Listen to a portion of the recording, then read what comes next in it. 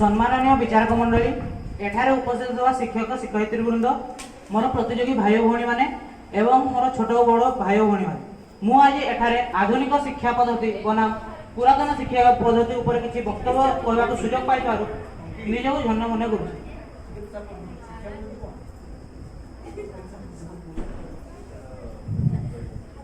आमे समस्ते जानु जे पुरातन भारत वर्षर कला कौशल अद्वितीय थिला। सही पुरातन भारत वर्ष चिकित्सा मान मध्य बहुत मर्यादा रखी अछि। आम हिंदू धर्मर चतुर्थ वेद अथर्व वेद चिकित्सा पद्धति एवं बहुत बहुत रोग वैराग विषय सुभाव वर्णित एवं ता विषय बहुत औषधि मान लिखा होइछि।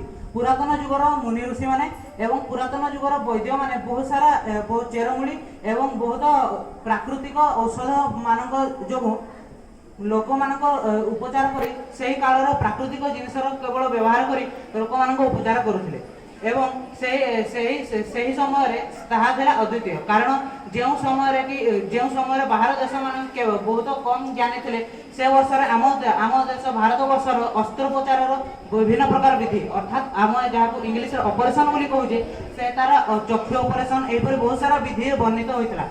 पाणिनि बड़ी बहुत बहुत बहुत डाक्तरी रे उपकृत हासिल कर व्यक्ति जो आमर शिक्षा पद्धति से समय थिला अद्वितीय। कालक्रमे आम देश पुरातन भारत वैज्ञानिक भारत परिवर्तित होला। शिक्षा यही वैज्ञानिक परिकरण उपरे शिक्षा एवं स्वास्थ्य उपरे बहुत प्रभाव पड़ा। प्रथमे प्रथमे बहुत सारा उपकरण नथिला जहा द्वारा कि बहुत लोक मरी जाउतले किंतु एही भारत एही नवीन भारत वर्ष एहीपरि बहुत शिक्षा पद्धति जेपरि कि माइक्रोस्कोप अर्थात अणुवीक्षण यंत्र स्टेथोस्कोप एहीपरि बहुत सारा यंत्रपाति मान निर्माण होई बहुत उपचार लागुची।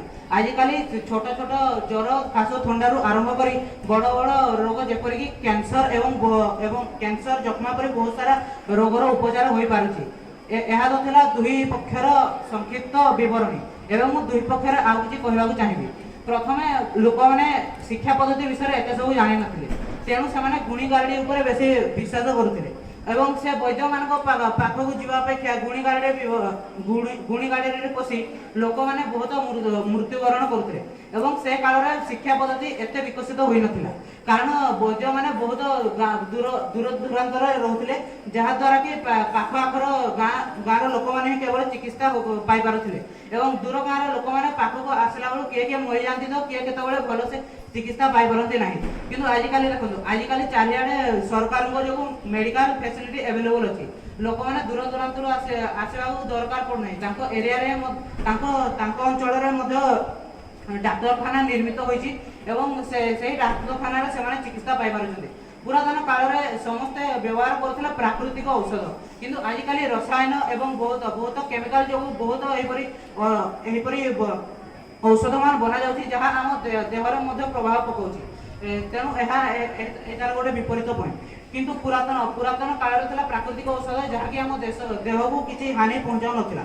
से समय चिकित्सा पद्धति एते विकसित न होइथिबारु कैंसर परि रोग लोक मानकर मृत्युर कारण होतलो किंतु आजिकाली डाक्तरी विद्या जो कैंसर परि मारात्मक रोग मध्य चिकित्सा कैंसर परि मारात्मक रोगर मध्य चिकित्सा होई पारछि। तेणु मु उभय विषय कहबाक चाहिबी कि पुरातन काल रे जहाँ थिला ताहा आज बदली जाइछि एवं आजिर जहाँ सब बदली जाइछि ताहा आम पय बेसी कहबाक गले भल। कारण रसायन को छाड़ी बाकी सब जो सब यंत्रपाति मान रही सब आम देह उपकृत एवं ताहा जो बहुत गुड़े सर्जरी एवं बहुत ऑपरेशन बहुत कम समय करी जहाँ आग समय हो पार नाला। तेणु मुझे कही मो बर्तमान शेष करी जय हिंद।